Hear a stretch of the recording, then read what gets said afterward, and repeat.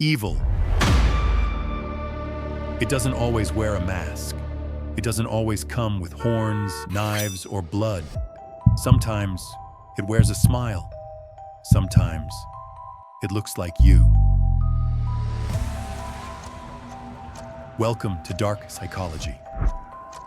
In this series, we explore the most terrifying truth of all, that under the right conditions, anyone can cross the line.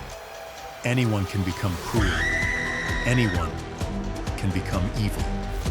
Today, we uncover 9 psychological facts, proven by science, history, and real human behavior, that reveal how darkness lives within all of us.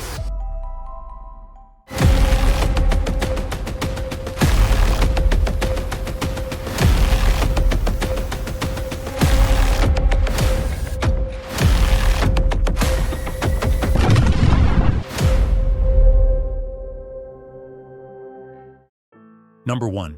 The obedience reflex. You walk into a room. A man in a white lab coat tells you to press a button.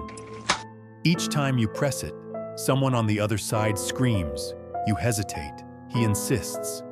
He tells you to continue, and you do. This isn't fiction.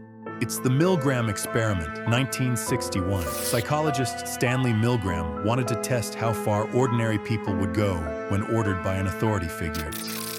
The results? 65% of participants continued pressing the button, even when they believed they were inflicting lethal pain.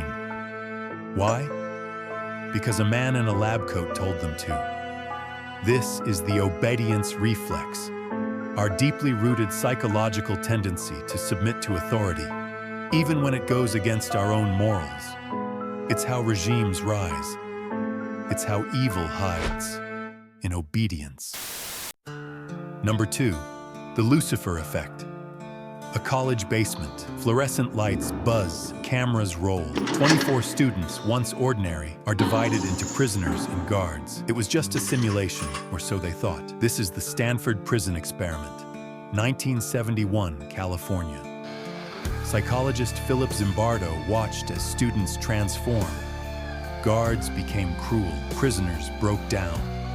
By day 6, the experiment was shut down. Zimbardo called it the Lucifer Effect, how good people turn evil when given unchecked power. Actually, it's not power that corrupts us. It's the freedom to act without consequences. In uniforms, behind masks, hidden from judgment, we reveal the darkest corners of our psyche. Number 3, Deindividuation. You're standing in a crowd, faces blur, voices blend, and suddenly someone throws a brick. In that moment, you're no longer yourself. You are the crowd now. This is deindividuation, a psychological state where identity fades and moral boundaries dissolve. Deindividuation fuels violence by making us feel anonymous, invisible. It explains how peaceful protests turn to chaos, and how ordinary people, shielded by the crowd, can commit unspeakable acts. Number 4, the Bystander Effect.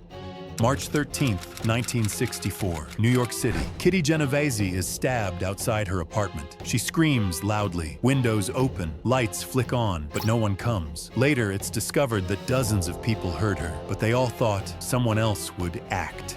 This is the Bystander Effect. It's not apathy, it's diffusion of responsibility. Sometimes, evil isn't what we do, but it's what we allow. Number 5. They're not people, they're the enemy. That's how it starts. This is moral disengagement.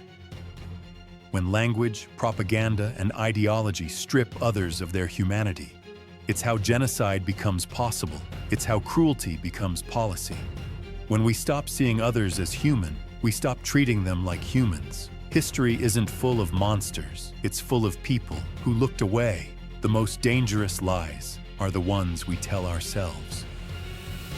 Number 6, normalization of evil. As we all are aware of Nazi Germany, one of the darkest regimes in history, but it didn't happen overnight. The evil came in steps. First, propaganda, then social rules, and then silence. By the time the killing began, the people were numb, used to it. Evil had become normal, doesn't need rage, it only needs repetition. Number 7, desensitization. Studies show that the constant exposure to violent media reduces our emotional response. The more violence you see, the less it shocks you. We stop flinching, we stop feeling, and eventually, we stop caring. In a world of 24/7 horror content, it's becoming dangerously common. Number 8, cognitive bias. We want to believe the world is fair, that bad things only happen to bad people. But this belief protects our illusion, not the truth.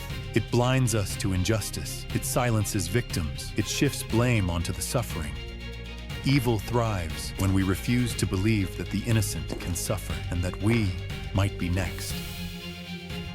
Number 9, the shadow self.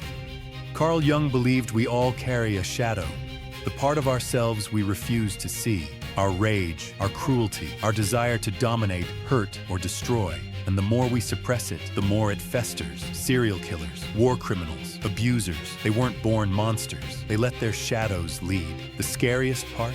We all have one. So what makes us evil? It's not just hate. It's not just madness. It's the ordinary pieces of our psychology, left unchecked. Just like the story of Ed Gein. If you haven't seen it yet, go take that chilling walk through the mind of madness. If these facts left a mark on you, don't let it fade. Leave a comment and share it. Because the next chapter is darker than you think. Subscribe.